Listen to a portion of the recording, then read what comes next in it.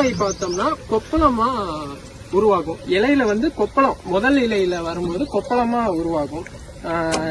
இது வந்து எளிதான உள்ள ரகங்கள் எல்லாம் மிக எளிதா இது வந்து இது பண்ணும்.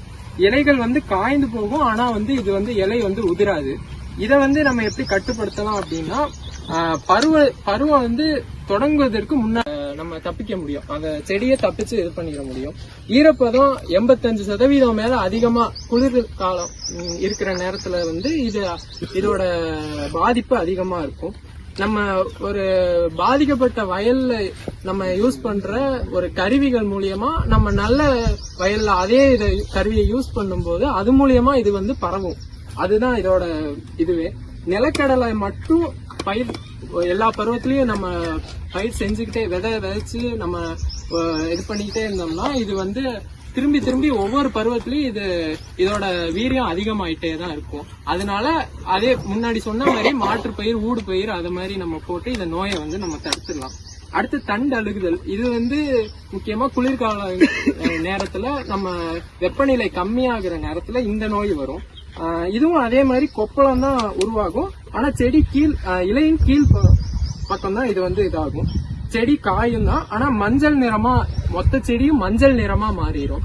அப்ப நமக்கு தேவையான அந்த காய்களோ காய் காய்க்கிறதோ அது எல்லாமே குறையும், நமக்கு மகசூலும் குறைஞ்சிரும். இதோட விதைகள் என்ன நிறம் வரும்னா சாம்பல் நிற விதைகளா உருவாகும். இது வந்து விதை நேர்த்தி பண்றது மூலியமா நம்ம இதுல இருந்து நோயில இருந்து நம்ம தப்பிக்கலாம். மொட்டுக்கருகள் நோய் அப்படின்றது ஒரு வைரஸ் தாக்குற நோய். இது வந்து எதனால வருதுன்னா இலைப்பேன் அப்படின்ற ஒரு பூச்சியினால வருது.